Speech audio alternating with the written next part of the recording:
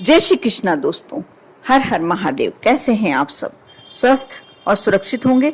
दोस्तों, भगवान भोलेनाथ को सोमवार के साथ साथ हर माह के दोनों पक्षों की त्रयोदशी का दिन भी समर्पित होता है और त्रयोदशी तिथि को ही प्रदोष कहा जाता है। हर माह के दोनों पक्षों में, कृष्ण पक्ष और शुक्ल पक्ष में प्रदोष व्रत आते हैं। और मैं आज जो उपाय बताने जा रही हूँ, आदि आपकी बहुत ज्यादा समस्या से जिंदगी निकल रही है, जिंदगी की कठिनाइयां बहुत ज्यादा बढ़ गई हैं। आज छोटा सा उपाय प्रदोष के दिन यदि आप कर लेते हैं, कोई से भी दिन पड़े, यह सोमवार को पड़े, मंगलवार को पड़े, बुधवार को पड़े, गुरुवार को पड़े, कोई से भी दिन में ये प्रदोष पड़ती है, लेकिन आप यह उपाय कर सकते हैं और आपके जीवन के जो भी समस्याएं हैं, कठिनाइयां हैं, चाहे वो धन संबंधी समस्याएं हैं, तनाव संबंधी समस्या है या और भी कोई समस्या, आपके जीवन के शत्रु ज्यादा बढ़ गए हैं, कोई भी समस्या है, आप भोलेनाथ की थोड़ी सी ये विनती कर कर भोलेनाथ से अपनी मनोकामना करते हैं तो आपकी वह मनोकामना अवश्य पूरी होती है। दोस्तों, आप शायद नहीं जानते होंगे कि भगवान भोलेनाथ को फूल पत्ती ही नहीं, कांटे भी समर्पित होते हैं और यह साल में तीन बार में ये समर्पित किए जा सकते हैं। एक बड़ी शिवरात्रि के दिन आप मध्याह्न का समय 12 बजे, आप दोपहर के समय उस दिन यदि 7 कांटे समर्पित करते हैं तो आपके जीवन के सारे कांटे दूर हो जाते हैं, सारी कठिनाइयां दूर हो जाती हैं। या जो भी मनोकामना से आप करते हैं, आपकी वह मनोकामना अवश्य पूरी होती है। दूसरी बार आप सावन के दूसरे सोमवार को रात्रि के 10 से 12 बजे के बीच में यदि कांटे धतूरे के साथ समर्पित करते हैं, 7 कांटे बेलपत्र के, उससे भी आपके जीवन की कठिनाइयां समाप्त हो सकती हैं। तीसरा, वैशाख माह की प्रदोष बहुत ही महत्वपूर्ण है। वैशाख माह की प्रदोष, शिवरात्रि दोनों ही अपने आप में एक अलग ही महत्व रखती है। वैसे तो पूरा वैशाख माह भी भगवान भोलेनाथ को यदि जल समर्पित किया जाए और यदि मिट्टी के बर्तन का जल समर्पित किया जाए तो इसका एक अलग ही महत्व है। एक बेलपत्र, और यदि मिट्टी के बर्तन से आप ठंडा जल भगवान पर समर्पित करते हैं, भोलेनाथ पर समर्पित करते हैं, कैसी भी इच्छा लेकर जाते हैं, कैसी भी मनोकामना लेके जाते हैं, आपकी सारी मनोकामनाएं भगवान भोलेनाथ पूरी करते हैं।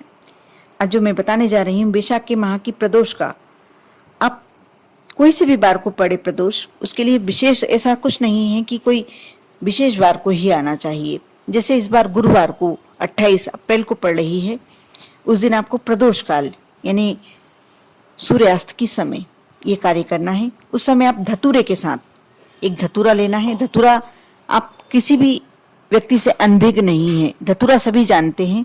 एक धतूरा ले लें और बेलपत्र के 7 कांटे लेना है। आपको मैं ध्यान से सुन लीजिए, आप फिर से सुन लीजिए, मैं फिर से बताने जा रही हूँ।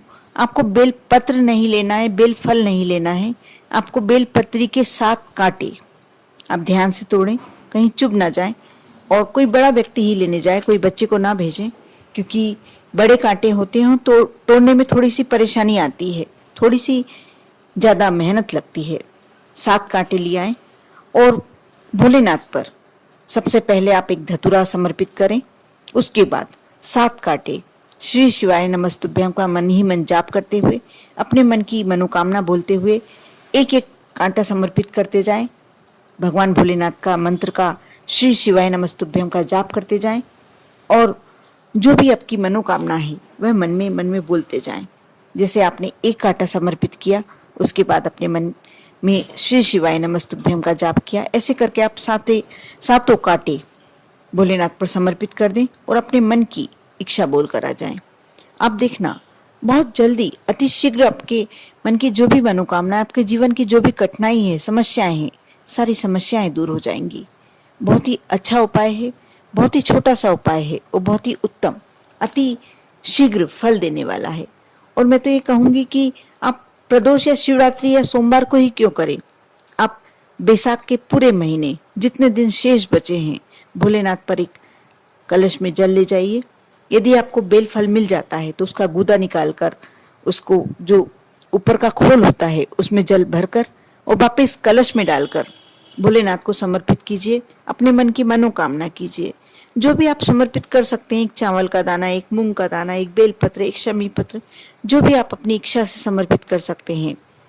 और बैसाख के महीने का एक और उपाय बताने जा रही हूं मैं।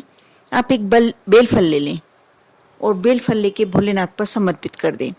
यदि आपके परिवार में किसी व्यक्ति को या आपको पेट की कोई समस्या है, खाना नहीं पचता, या और कोई पेट संबंधी, उदर संबंधी कोई भी रोग है, इसके लिए आप बैसाख के माह में एक बीला ले जाएं और भोलेनाथ पर समर्पित कर दें। वहां बैठकर थोड़ी देर श्री शिवाय नमस्तुभ्यम का जाप करें। अपनी बीमारी से मुक्ति पाने का भगवान से विनती करें, भोलेनाथ से विनती करें। वो बेल फल उठाकर घर ले आए, उसे एक माह तक वैसे ही रखे रहने दें। बेल फल काट कर, तोड़कर, निकालकर, और जो अंदर का गूदा है उसे निकालकर सुखा सकते हैं। उसके बाद 7 दिन तक लगातार सुबह बिना कुछ खाए पिए आप यदि जो बेल फल का अंदर का गूदा है, आप किसी भी रूप में उसे खाते हैं तो आपके जो भी पेट संबंधी रोग हैं, सभी रोग दूर हो जाते हैं। कहते हैं कि बैसाख के माह में भोलेनाथ को बेलफल चढ़ाने का एक अलग ही महत्व होता है। आप बेलफल चढ़ाएं या बेल का गूदे का जल चढ़ाएं, थोड़ा सा गूदा डालने जो अंदर का होता है और जल में, और वो भगवान भोलेनाथ को समर्पित करें। भगवान भोलेनाथ अति प्रसन्न होते हैं। बैसाख के महीने में बेलफल खाने का भी एक अलग ही महत्व होता है। आप उसे शरबत के रूप में ग्रहण करें या किसी भी रूप में यदि बेलफल ग्रहण करते हैं तो इसका शारीरिक रूप से जो फायदा होता है वो तो होता ही है, धार्मिक रूप से, आपकी आस्था के रूप से, भोलेनाथ के आशीर्वाद के रूप में आपको अनेक आशीर्वाद प्राप्त होते हैं। आप पुण्यों के भागी तो बनते ही हैं, आपके शारीरिक रोग दूर होते हैं। आपकी जो यदि भाग्य प्रबल नहीं चल रहा है, भाग्य में बहुत सारी कठिनाइयां भी आ रही हैं और आप यह कार्य कर लेते हैं, आप मानकर चलिए भोलेनाथ आपके जीवन की समस्त कठिनाइयों को भर लेते हैं, समस्त समस्याओं को दूर कर देते हैं। आपकी जो भी मनो इच्छा होती है, कोई भी आपकी इच्छा जो बहुत लंबे समय से अटकी हुई है और पूरी नहीं हो पा रही है, बैसाख के माह में इनमें से जोन सा भी उपाय कर सकते हैं।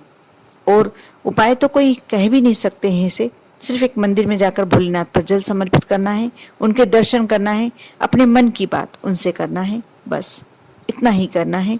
और आपकी जो भी मन की इच्छा है, आप सभी दूर भटक लिए, आपका कार्य नहीं हो पा रहा है, एक बार आप भोलेनाथ के मंदिर में जाकर वहां विनती करके देखिए, अपने मन की बात रख के देखिए। अब देखना भोलेनाथ कितनी जल्दी आपकी हर इच्छा को पूरा करते हैं। कर देखिए, विश्वास रखिए, श्रद्धा रखिए, क्योंकि विश्वास में असीम शक्ति होती है। विश्वास के साथ किया हुआ कोई भी कार्य आपका अधूरा नहीं रह सकता। आप पर और आपके पूरे परिवार पर भोलेनाथ की कृपा बनी रहे। ओम नमः शिवाय।